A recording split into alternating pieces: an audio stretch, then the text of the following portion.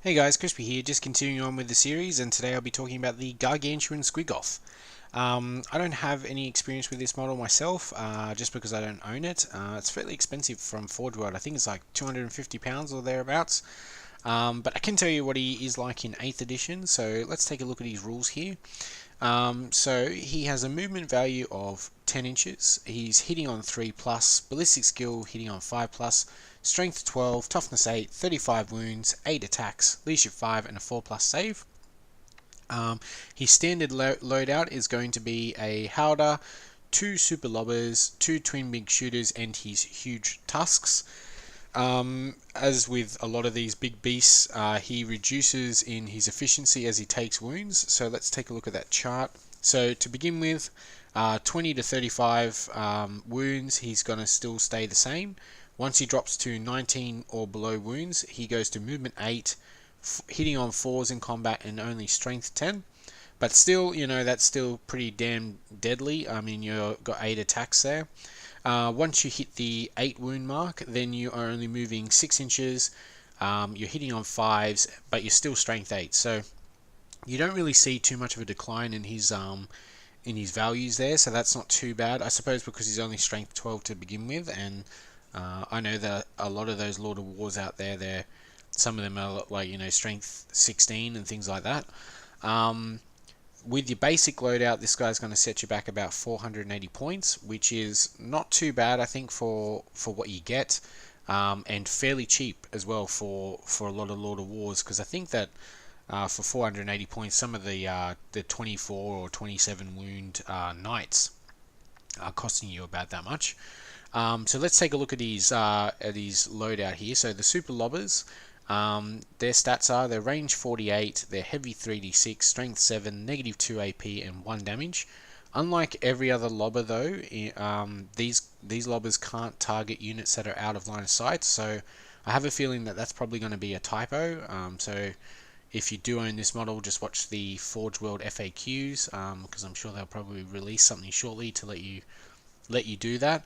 It is a heavy weapon as well, so this guy doesn't have any rules negating moving and negative modifiers to your ballistic skill, which is also, I think, a little bit rough. But anyway, you can switch out your super lobber with the kill cannon, which is a 24-inch range heavy 6 weapon.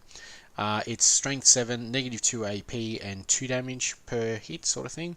So that's not too bad. But again, you don't really want to be moving and firing that weapon. It's only got a 24-inch range, so maybe not a great choice. You can also give him the Big Zapper. That's got a 36-inch range, heavy D3. The strength is 2d6, but if you roll a 12, the target unit just takes 3 mortal wounds and you take 1 mortal wound, so that's not too bad there. But otherwise, it's going to be AP negative 4, dealing 4 damage per wound inflicted.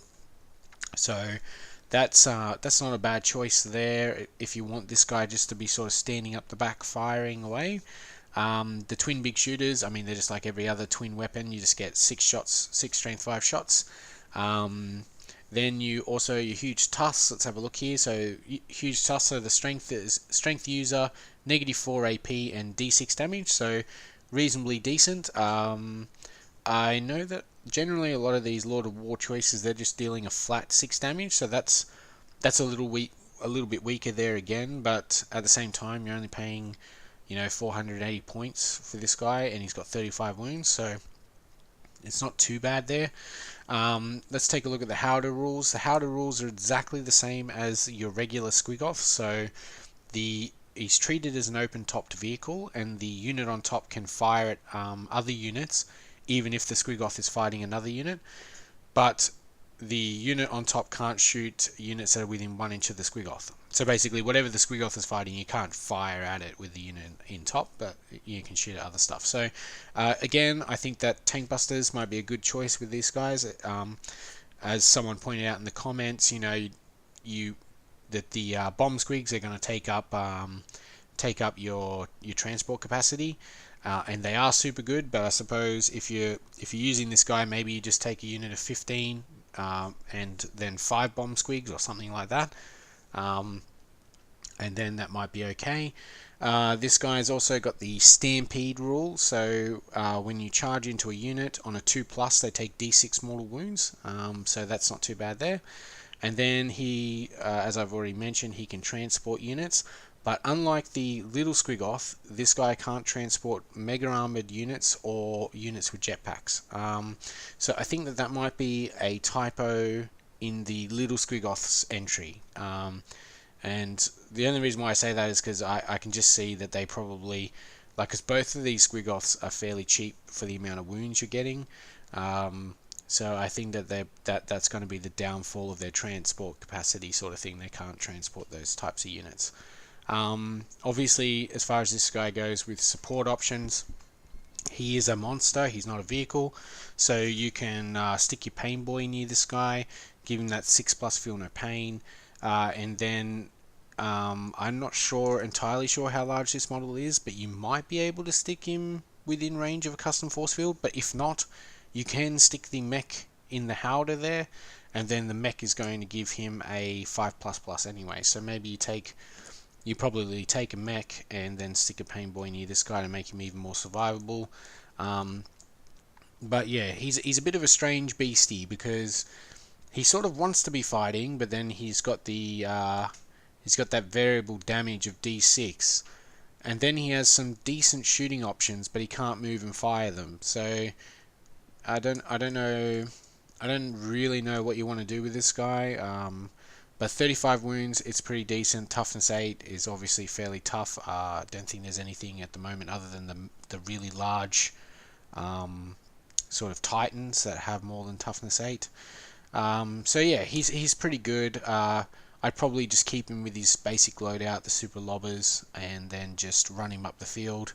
Try and get him into some combat and stick some tank busters in the top there with a custom force field mech to give him that 5++ save against shooting, because he's only got a 4+ save normally.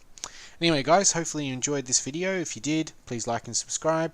If you want me to go over anything in this Index Xenos for Imperial Armor, just let me know and I'll take a look at it and do a video on it. Thanks for listening guys, bye.